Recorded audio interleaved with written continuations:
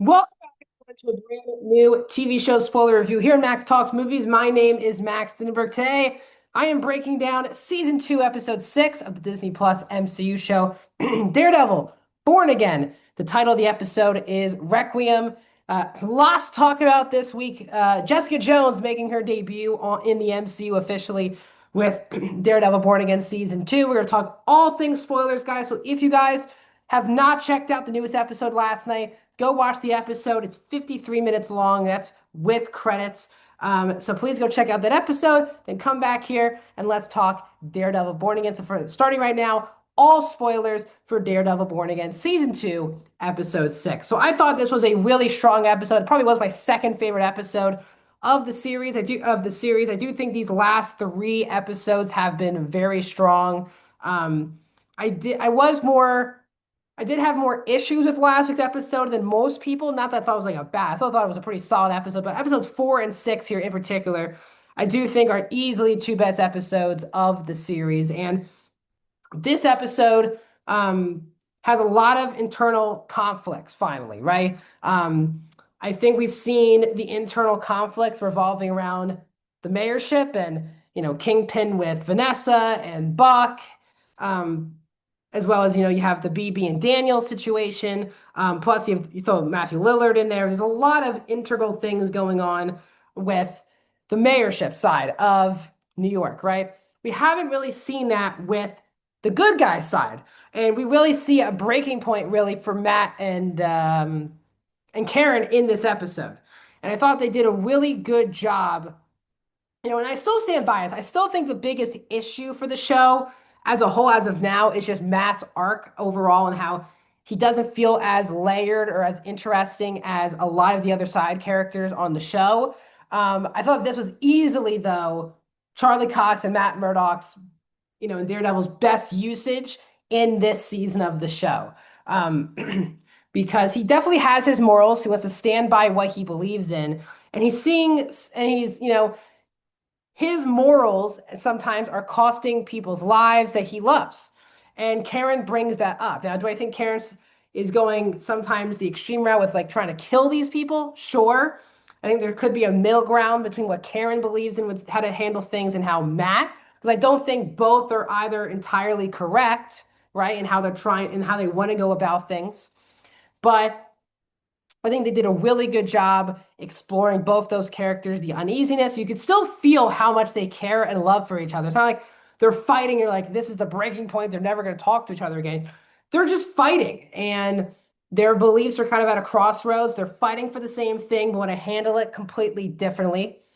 And that's the really good ending here. I'll just get out my one, I guess, thing I'm mixed on is the Heather situation with this episode. I feel very mixed on this character as a whole. I don't think it's the acting. I just think there are episodes that she's not even in the character, and then they just pluck her in and they give her like these big set sequences in the episode. Like I don't buy her caring that much about Vanessa. The scene with Buck I thought was interesting with Heather, but again, that was kind of it, and they kind of left it. So again, they have 2 episodes. I'm sure they're gonna do something with her if that turns her into a, Muse 2.0 or turn her into a serial killer. Who knows? But her usage in the show has been weird because I think in the first couple episodes, I was like, okay, this is kind of interesting. It's in her head. And the show like completely drops her subplot for like episodes. And then they kind of pick her way back into the show. So it's very weird how they're using her, where sometimes I feel like she's like a necessity part of the season. And then there's episodes you forget she wasn't even in those episodes. So I do feel that's like my one, I guess, negative with the episode.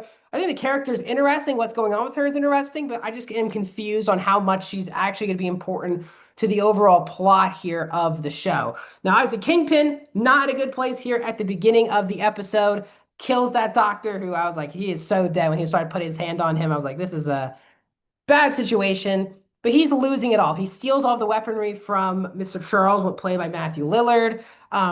He's lost really all credibility now from New York. He has a lot of riots. Things are just chaos in the city right now. And now he has no one there by his side to calm him, help him out, anything like that. It's kind of now all on him. And you have in the background, you have Buck trying to sniff out this leak, right? Because obviously he sees clearly that BB is leaking stuff with her relationship with Daniel. Um, and it is very like on the page, like it does make a lot of sense because it seems very obvious. BB is at all of these events. She seems to be the only actual reporter at all of these events because she's friends of Daniel. So the leaking stuff, at least for me, feels quite obvious where it's coming from, but I totally get they want to build the suspense of it. So you have Daniel and her going back to Daniel's place in this episode. Don't worry, I'll get to Jessica Jones in a second. Um, and they have this really good meeting, and and it looks like Daniel's obviously BSing BB by saying, "Hey, don't want to tell anyone, but Fisk is done after this term. Like he's so tired after her death, like he's done." Obviously, you can sniff that as being obvious BS because Daniel's trying to get BB to leak bad information, knowing that she's probably the leaker, right? So they take her back to his house because it's his birthday with his mom. Very cute scene, but obviously he's realizing that she's doing some very shady stuff. So we'll see where Daniel, because it seems like they were flirtatious towards the end of the episode, and then Daniel's like, "Actually, I caught you." And not just are you screwed, but I'm screwed, and Buck was on the phone. So we'll see what happens with Daniel and BB moving forward.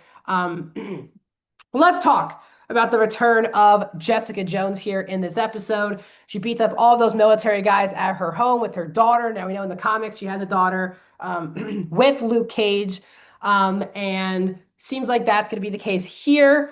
But we do get the scene with her and Matt, and that Mr. Charles has kind of been slowly in the CIA recruiting vigilantes, and based on what she insinuated, she, I think, insinuates that Luke Cage is one of the people helping with the CIA and Mr. Charles, excuse me. Um, and because she's like, some of us, are actually, didn't want to do that. That's why I don't think we saw Luke. We're getting Luke Cage in Iron Fist in season 3. So this was really just setting the table for what we're probably going to see in season 3. But if Luke Cage is working for the government, we also learned that her powers kind of go in and out now because of her daughter. So that's why you saw at the beginning of this fight scene, she was all over it and 100% Jessica Jones. And then when she punched the one person, she had to shake it off. So her powers are kind of going in and out because of the birth of her daughter and being around her. So that'll be an interesting kink, I guess, moving forward for Jessica, how to get through that. But it was great to see Kristen Ritter. She was a total badass in this episode. I think Jessica Jones is a pretty strong TV show, especially the first season. Kristen Ritter is a really good actress and was great as Jessica Jones. The only show of these like of the Netflix era, like I was not a big fan of the Iron Fist show. Luke Cage I thought was solid, just like I thought Jessica Jones, I thought was a really solid show as well. So it's always good to see these characters now move to the MCU officially. The fight scene with her and Matt was awesome. Really, really enjoyed it. So it's great to see her back. Clearly, this is probably the only time we're going to probably see her in this season. But I thought it was a good usage. She set the table for things later down the line, but also helped accomplish stuff with Matt. But at the end of the episode, we get this whole riot outside of City Hall.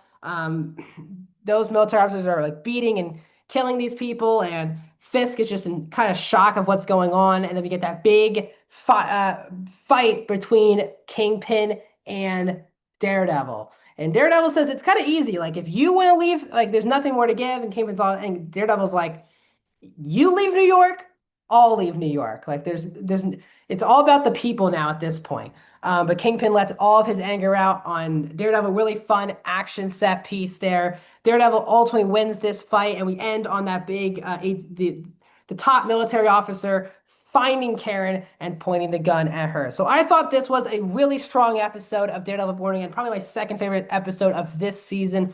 As a whole, this is a significantly better season than season 1. It's way more focused, obviously, with having one creative team to take this show. I'm really excited. There are so many different complex layers to each of these situations. Do I wish Daredevil, the character, was more interesting this season? Sure, but I think this episode in particular was great for him. Karen with Bullseye, I thought. You really thought Karen was going to pull the trigger there. She's very intent on that.